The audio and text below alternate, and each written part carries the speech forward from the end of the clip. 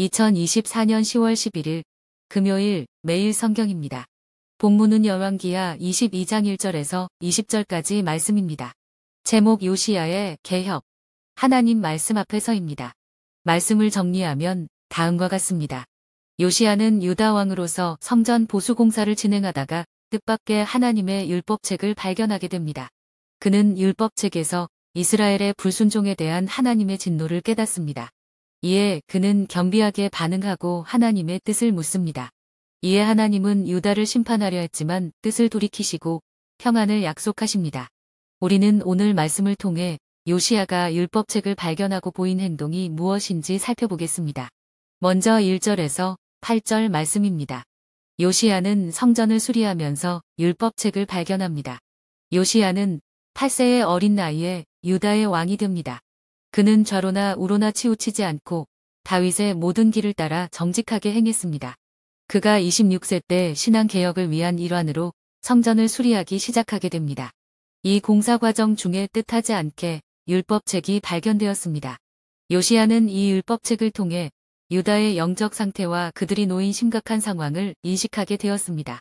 다음은 9절에서 11절 말씀입니다. 요시야는 하나님의 말씀을 듣고 옷을 찢으며 통회합니다. 요시야는 하나님의 말씀을 들으면서 비로소 유다가 왜 이런 상황에 처하게 되었는지 정확하게 원인을 알았습니다. 그는 율법책에 기록된 심판의 대상이 바로 자신들임을 알고 두려워했습니다.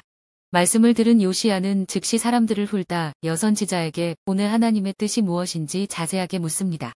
이에 훌다는 유다 백성이 하나님을 버리고 우상 숭배함으로써 하나님이 진노하셔서 말씀에 기록된 대로 유다의 재앙을 내리실 것이라고 말씀을 전해줍니다.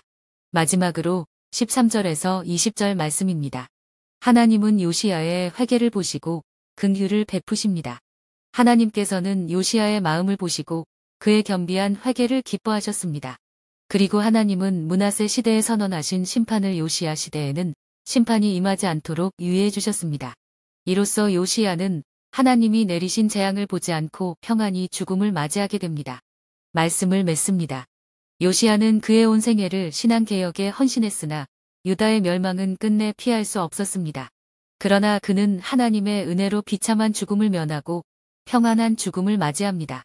이는 그가 하나님께 충성하며 살아간 결과였습니다. 다른 사람을 개혁하는 일은 상대적으로 쉽지만 내가 스스로 개혁의 대상이 되는 것은 매우 힘든 일입니다.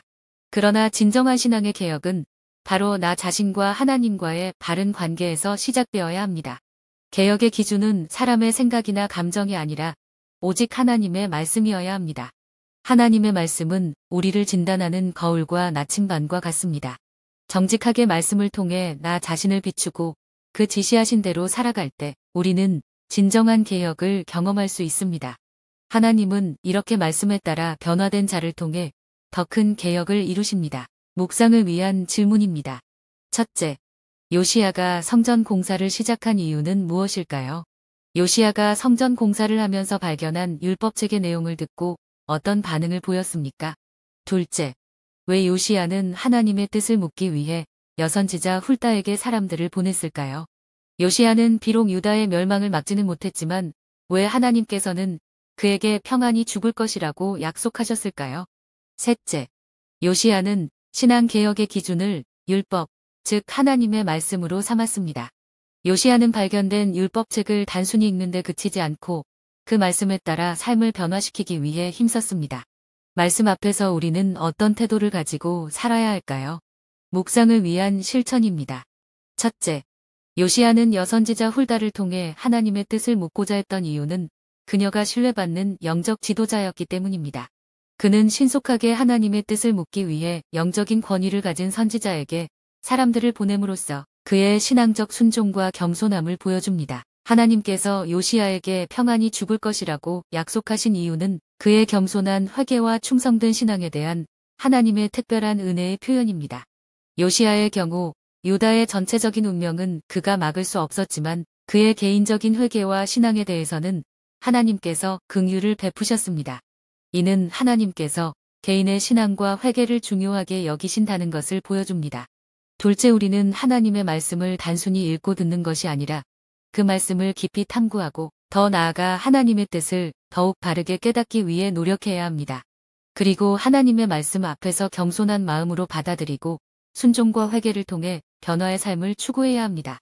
요시야처럼 하나님의 말씀이 우리 삶의 중심이 되고 그 말씀이 우리를 통해 세상에 드러나도록 실천해야 합니다. 기도드립니다. 하나님 아버지, 우리도 요시야 왕이 발견한 하나님의 율법책 앞에서 겸손히 자신을 돌아보고 회개하며 개혁을 일으켰던 그의 모습을 기억하며 우리도 그와 같은 마음을 품기를 원합니다. 우리의 삶 가운데서 말씀을 통해 자신을 진단하게 하시고 회개할 것이 있으면 회개하며 순종하는 용기를 주옵소서. 요시야처럼 말씀을 통해 우리의 잘못과 연약함을 깨닫고 하나님의 뜻을 따라 변화될 수 있도록 인도하여 주옵소서. 예수님의 이름으로 기도드립니다. 아멘.